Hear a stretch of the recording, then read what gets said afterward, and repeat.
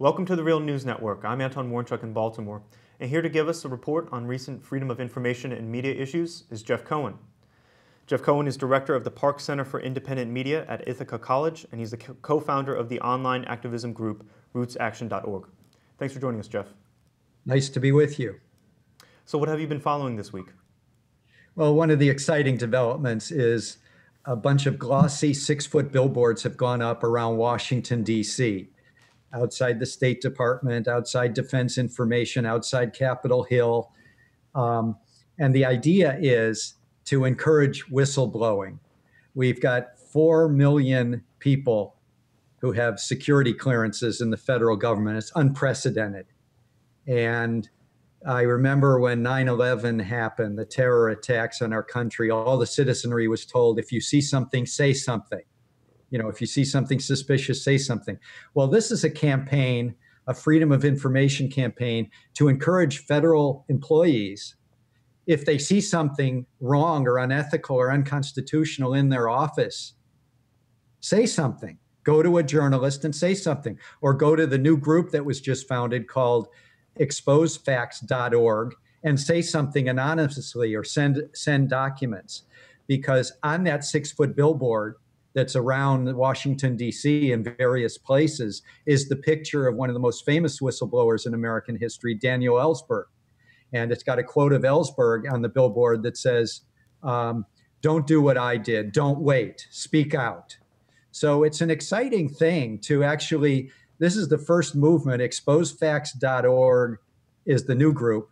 Rootsaction.org is the group that went out and asked people send in donations so we could rent billboard space all over Washington, D.C. And more than 600 people sent in donations of averaging about $20. So we were able to put up these billboards all over Washington, D.C. And at the bottom of the billboard, it says, whistleblowers welcome here.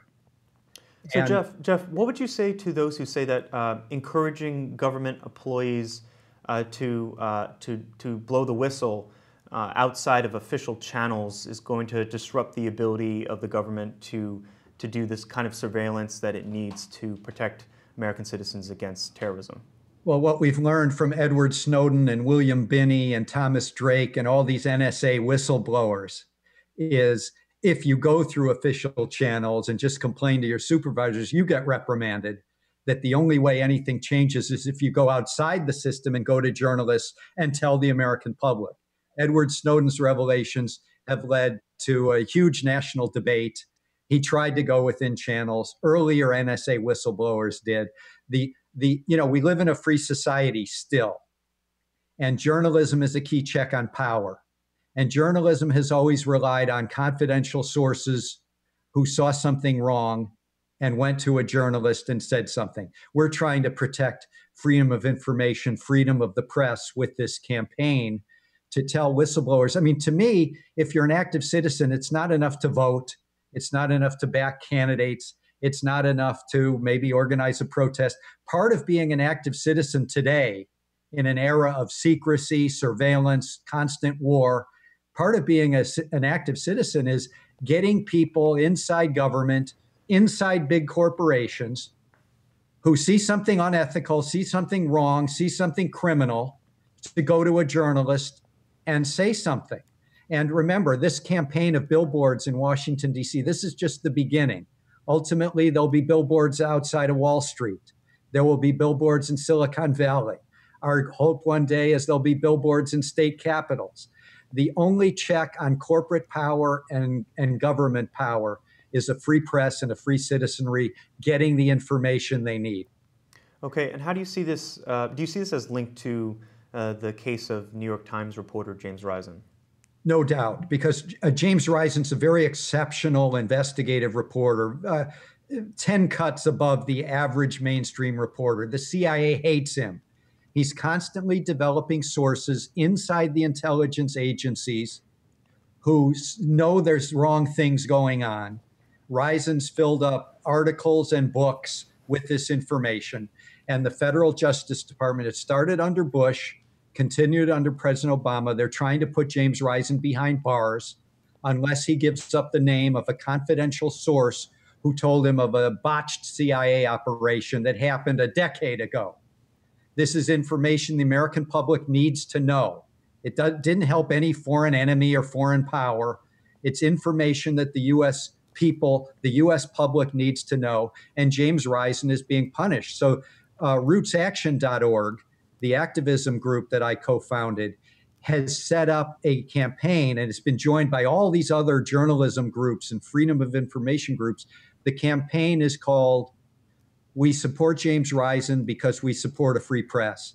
And pretty soon we'll have 100,000 people who will sign our petition that's going to Attorney General Holder and President Obama, asking the Attorney General to drop all efforts to put the journalist James Risen behind bars, because he won't reveal the name, the source who came to him confidentially and gave him important information that appeared in a 2006 book.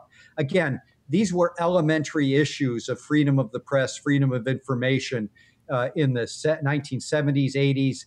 We've gone backward. The United States is just dropping as a country. We invented freedom of the press with the First Amendment.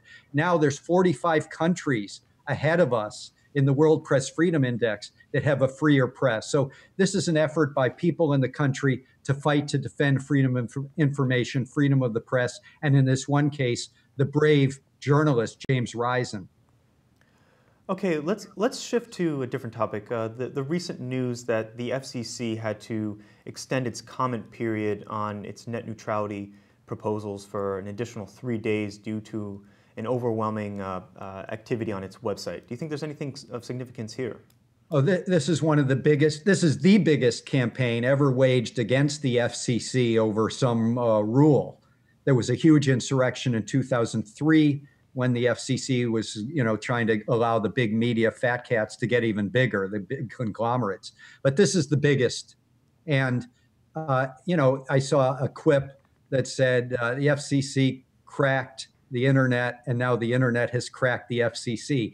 The FCC's computers melted down. They couldn't handle the million people that have left official comments. And the fight to keep net neutrality is really a fight for freedom of information. The mainstream media, with exceptions like James Risen at the New York Times, the mainstream media has grown more and more corporatized, conservative, timid over the years. And the independent media have boomed. And it's boomed because of the internet.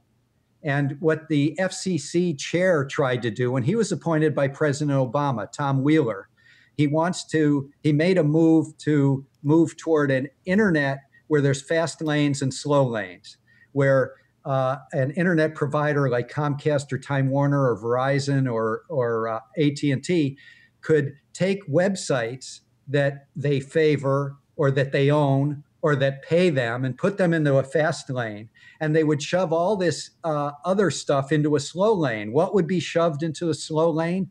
Exactly those websites that have been behind the last decade of independent media, independent journalism booming. Without an open internet, there would be no Glenn Greenwald. There would be no WikiLeaks. There would be no Alternet and Truthout and Truthdig and Common Dreams. There would be no The Real News. And so unless there's an open internet with net neutrality, we will have all of these websites that have done so much to revitalize journalism in the last decade as mainstream media has grown timid. They will be shoved into a slow lane and will become inaccessible. So the fight for an independent press is a fight for an open internet. And besides the public uprising that's been so great in these last weeks, 13 senators have sent a letter to the FCC demanding that the FCC reverse its mistake of 12 years ago when the FCC was headed by Michael Powell, Colin Powell's son. And they classified internet broadband access provision, transmission of internet broadband access. They classified it at the FCC as an information service.